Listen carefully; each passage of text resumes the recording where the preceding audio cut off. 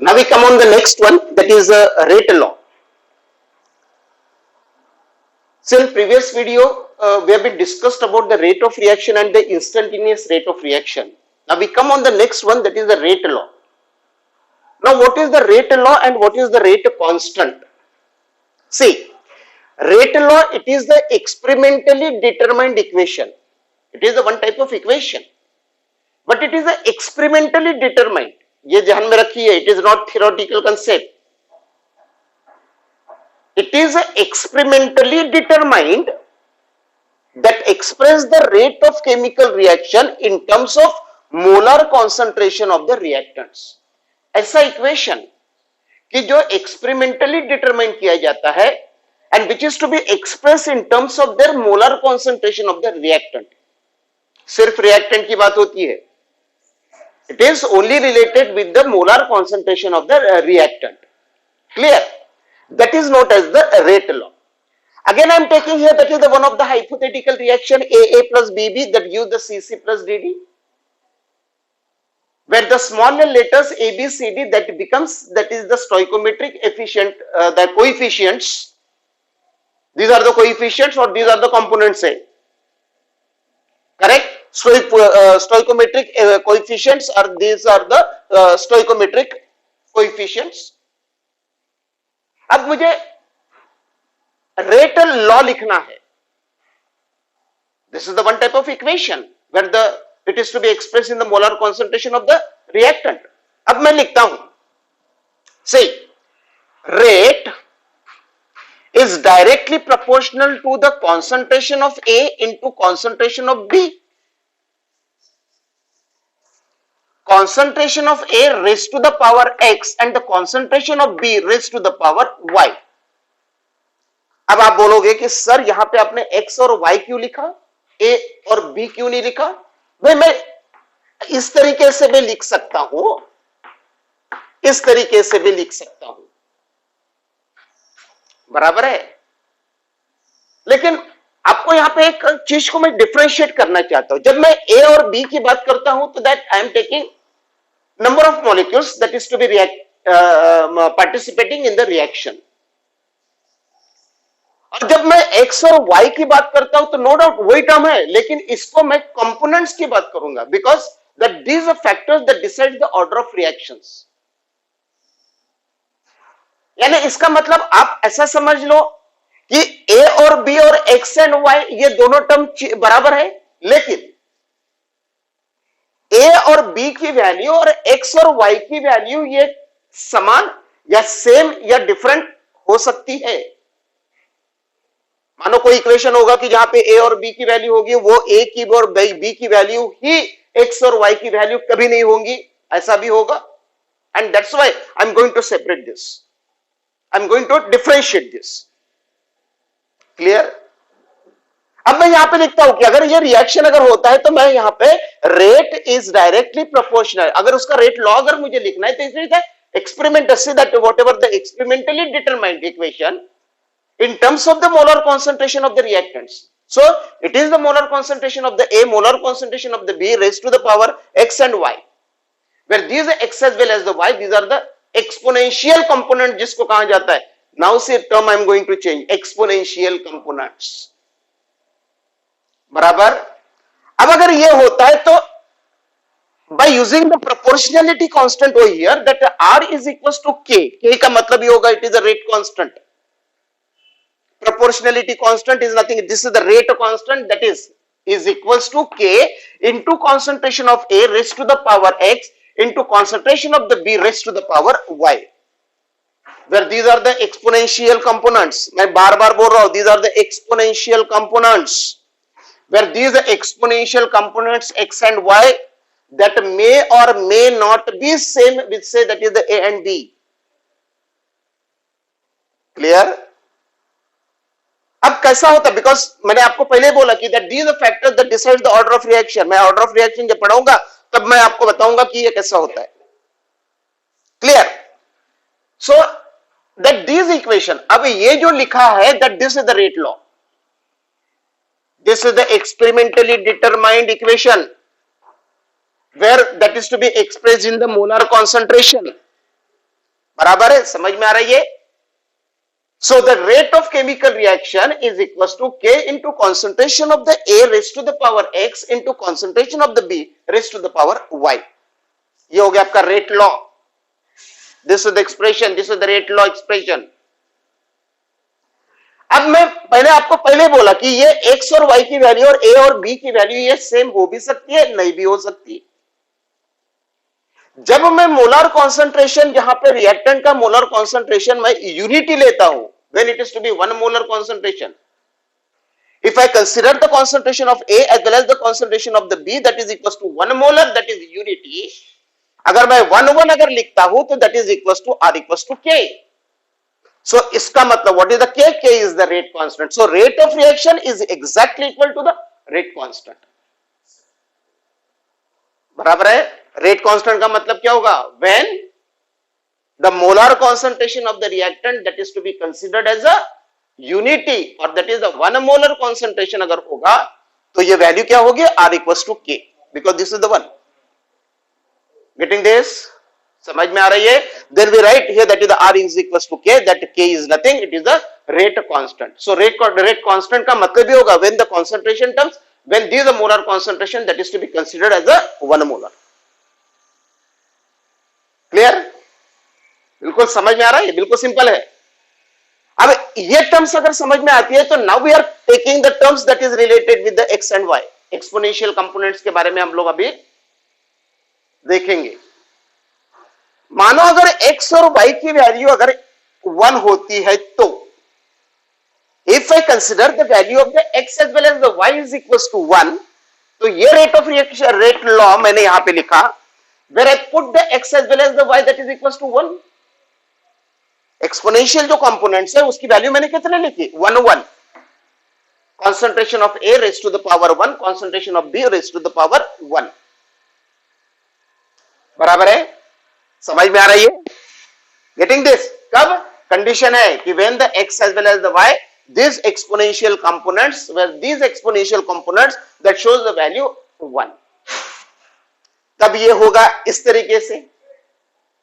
अगर वो इस तरीके से अगर होता है, इसका मतलब क्या होगा? देखिए, if I change the concentration of A as well as the B, मानो अगर उसको मैं डबल करता हूं,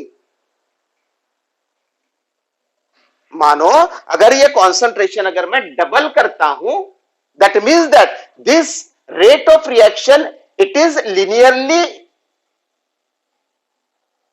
प्रोपोर्शनल. बराबर है? It is linearly, that is depends, that it rate of reaction depends linearly on the concentration of the A and B. यानी इसका मतलब बिल्कुल क्लियर होगा कि रेट ऑफ रिएक्शंस किसके ऊपर डिपेंड करता है? इसका कॉन्सेंट्रेशन के ऊपर. अगर मैं इसका कॉन्सेंट्रेशन अगर डबल करता हूं तो रेट ऑफ रिएक्शन भी डबल होगा. Therefore I put, see, rate of reaction depends linearly on the concentration of A and B, and therefore if the concentration of A as well as the B that is to be doubled, rate is also doubled. बराबर है? Rate of reaction भी double होगा. ये कब होगा? when we put the value of the exponential component that is equals to 1. Second condition देखिए, if I put the value of x equals to 2 and the y equals to 1, rate law वही है, rate law जैसे कि वैसे लिखे, लेकिन exponential components की value अभी चेंज होगी. x की वैल्यू कितनी है? 2, और y की वैल्यू कितनी है? 1. So I put here, so I write here that is the rate that is equals to K into concentration of the A raised to the power 2 into concentration of the B raised to the power 1. तो ये condition है. x की value मैंने 2 रखी, y की value मैंने 1 रखी. इसका मतलब क्या होगा?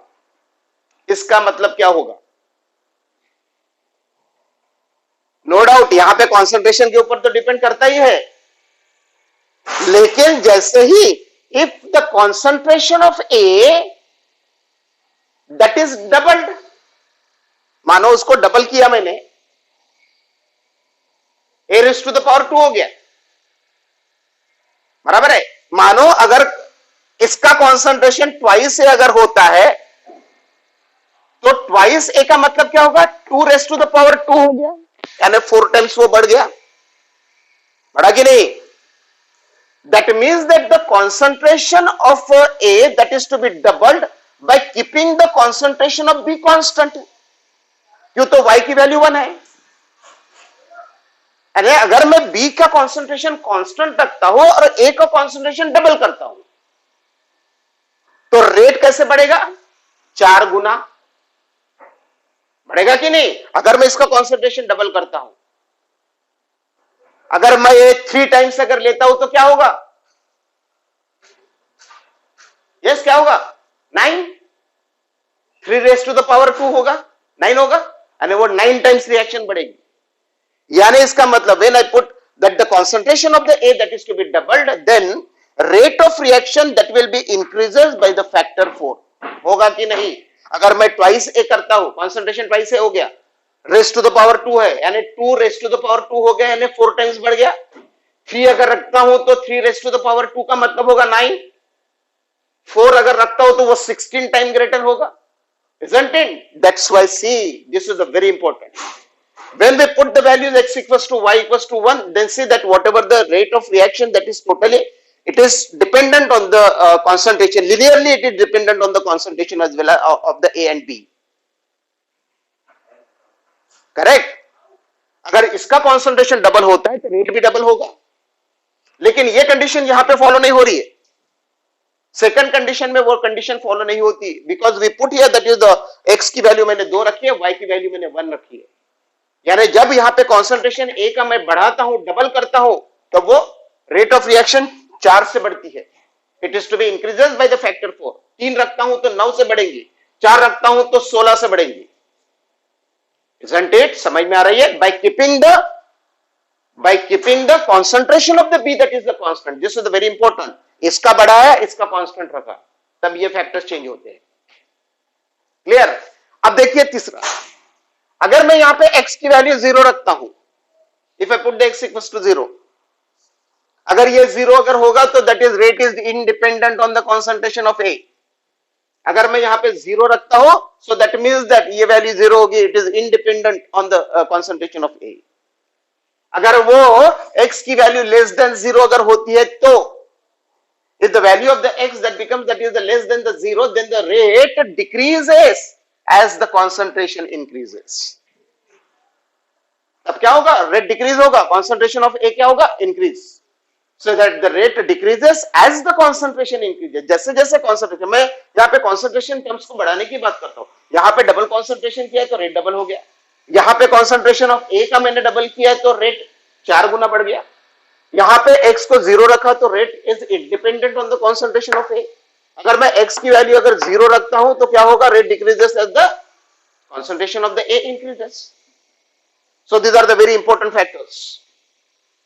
आपको एग्जाम में आ सकता है कि मैं अगर कंपोनेंट्स A x की वैल्यू अगर इतनी रखता हूं तो how the rate of reaction that affects, बराबर है, रेट ऑफ रिएक्शन कितना गुना बढ़ सकती है, ये कैलकुलेशन आपको आना चाहिए। This is a very simple concept, very simple concept.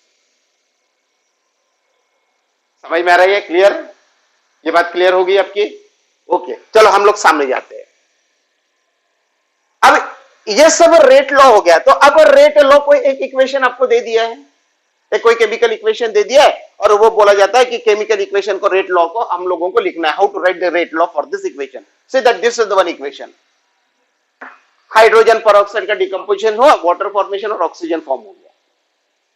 अब इसके लिए rate law, it is experimentally determined value, ये बार बार मैं बोल रहा हूं, इट इज एक्सपेरिमेंटली डिटरमाइंड। मैंने आपको बोला है कि values of the A, B and the X, Y that may be same और मे नॉट बी सेम, मे और मे नॉट बी, हो भी सकता है, नहीं भी हो सकता है। चलो एग्जांपल आपके सामने है, दिस इज द डिकम्पोजिशन। अगर मुझे रेट लॉ लिखना है, this is the experimentally found rate law, अगर मुझे लिखना है तो इसका it is the experimentally it is to be found R is directly proportional to the concentration of H2O2। अब अगर आप देखें यहां पे एक्सपोनेंशियल कंपोनेंट्स कुछ भी नहीं लिखा, यानी इसका मतलब कितना होगा? 1। यानी इसका मतलब कितना होगा? 1। अगर इसको रेट लॉ के अंदर में लिखना है तो rate that is equal to K, K is the rate constant, K is the rate constant, बराबर है। अगर मैं रेट कांस्टेंट और that is equal to K into concentration of the H2O2 अगर लिखता हूं तो अब आपको समझ में आएगा, कोएफिशिएंट की जब बात होती है तो यहां पे 2 है, यानी मैं a की वैल्यू की अगर बात करता हूं तो यहां पे 2 है, लेकिन जब मैं x की बात करता हूं तो x की बात अगर होती है तो यहां पे कितना है, 1 करके मैंने बोला कि a की वैल्यू और x की वैल्यू ये सेम हो भी सकती है और नहीं भी हो सकती। अगर ये experimentally determined rate law equation अगर है, इसका मतलब ही होगा कि the D the rate of reaction it is only dependent on the concentration of the H2O2। बराबर समझ में आ रही है? अब इसी को लेके हम लोग सामने चलते हैं कि ऑर्डर ऑफ रिएक्शन कैसे तय की जाती है, what is the order of reaction. अब ऑर्डर ऑफ रिएक्शन जब होता है तो ऑर्डर ऑफ रिएक्शन का मतलब ही होगा कि that it is the sum of the powers. देखिए फिर से मैं बात कर रहा हूं, रेट लॉ ये इक्वेशन है, it is the sum of the powers of the concentration. देखिए it is the sum of the powers of the concentration term, concentration of the A raised to the power X, concentration of B raised to the power Y. It is the sum of the power का मतलब होगा X plus Y. So that these are X plus Y that decides the order of reaction. Getting this? That these values of the X and Y that decides the order of reaction. मैंने बार बार बोला है A और B की value और X और Y की value same हो भी सकती है, नहीं भी हो सकती। चलो कुछ एग्जांपल्स देखेंगे and from this example that we are going to discuss कि what exact order of reaction हम लोग निकालने की कोशिश करेंगे। देखो मैंने यहां पे एक एग्जांपल लिखा है, अब एग्जांपल अगर लिखा है तो चलो इसी का एग्जांपल लेते हैं, यही एग्जांपल लेते हैं। क्या होगा भाई, रेट लॉ आपके सामने है, एक्सपोनेंशियल कंपोनेंट्स की अगर बात करें तो एक्स की वैल्यू यहां पे कितनी है, 1, Y तो है ही नहीं क्योंकि दूसरा मॉलिक्यूल नहीं, रिएक्टिंग मॉलिक्यूल, एक ही मॉलिक्यूल है रिएक्टिंग मॉलिक्यूल। जब हम लोग X प्लस Y की बात करें तो यहां पे X का मतलब 1 हो गया, Y तो है ही नहीं, यानी इसका सम कितना होगा, X प्लस Y का सम कितना होगा, यहां पे कितना होगा 1, क्यों तो Y है ही नहीं, X की वैल्यू 1 है, करके सम कितना होगा 1। 1 अगर सम होता है तो ऑर्डर ऑफ रिएक्शन कितना होगा 1, ऑर्डर ऑफ रिएक्शन कितना होगा 1 करके हम लोग यहां पे लिखेंगे कि that the order of reaction that is 1। Correct? आपके दिमाग में होगा सर यहां पे 2 है, नहीं, that is the number of reacting molecules which are participating in the chemical reaction. मैंने पहले बोला ये और X सेम हो भी सकता है, नहीं भी हो सकता है।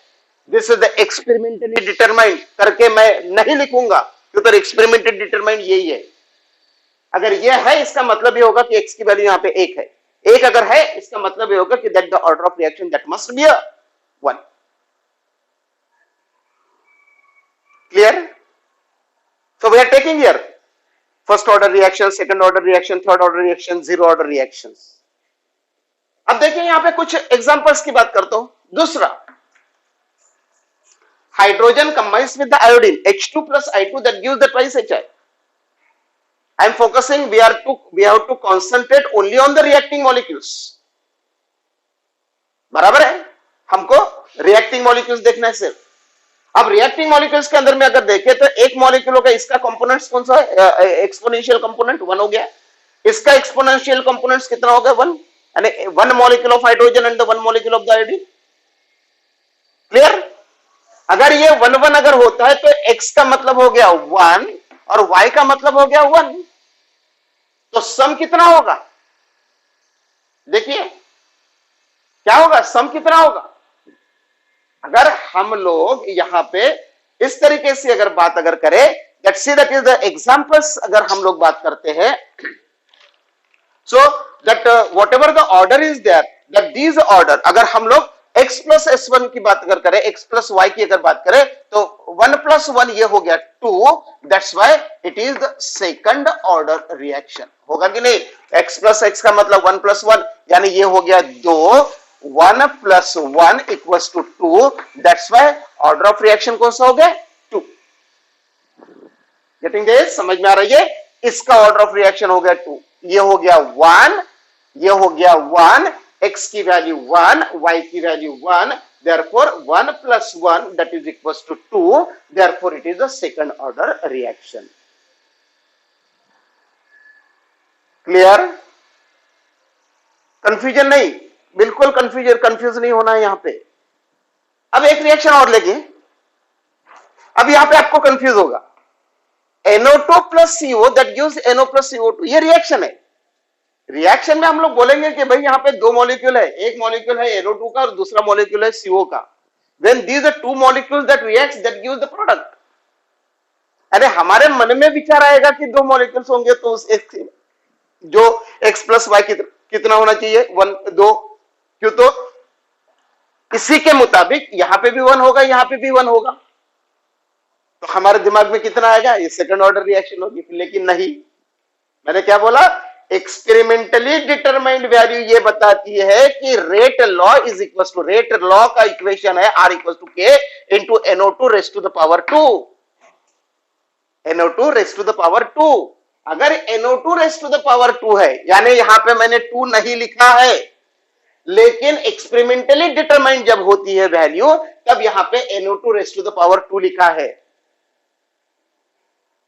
यानी x की वैल्यू कितनी हो गई, 2। अगर x की वैल्यू 2 हो गई, यानी अब मैं ऐसा स्टेटमेंट करता हूं कि that this rate is dependent on the concentration of this term, that is independent on the concentration of the CO।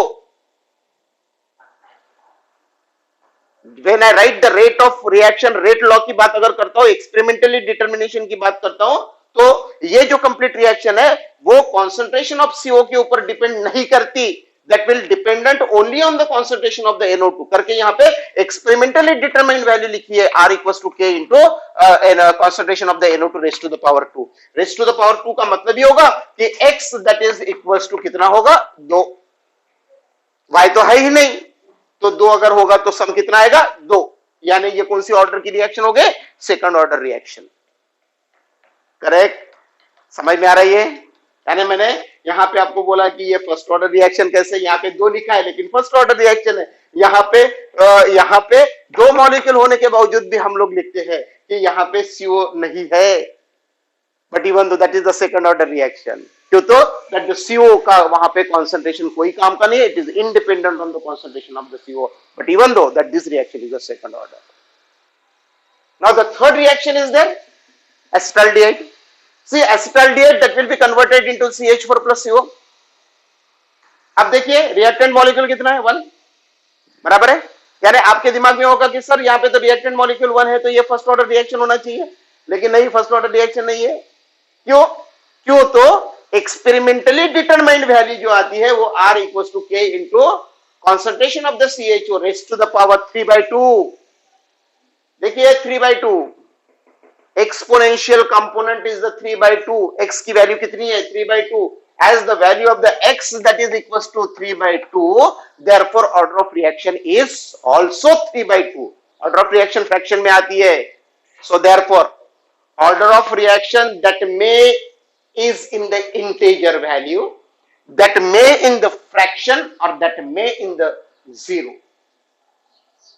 Getting this? So this is the very simple कि order of reaction क्या, क्यों? तो हम लोगों को zero order के reaction फिर बाद में लेना है। So only we have been discussing here that order of reaction। order of reaction का मतलब क्या? It is the nothing, it is the sum of the powers of the concentrations। It is the sum of the powers of the concentration। जो हम लोगों ने x और y की बात की, these are the exponential components, so that the sum of these exponential components that decides the order of reactions। Clear? आपको practice करना पड़ेगा, बहुत सारे रिएक्शन जो होगी आपको समझना पड़ेगा कि that what is the exact how that order of reaction that is to be determined हो गया। करेक्ट? सिर्फ रिएक्शन देखे बराबर वो होता है ऐसा नहीं होगा, जब तक कि आप उसका रेट लॉ एक्सपेरिमेंटली डिटरमाइंड जब तक के वैल्यू आपको पता नहीं होती तब तक हम लोग ऑर्डर ऑफ रिएक्शन नहीं। But even though when we knows the value of the x as well as the y, then it is very easy to determine the order of reaction। Clear? समझ में आ रही है? Okay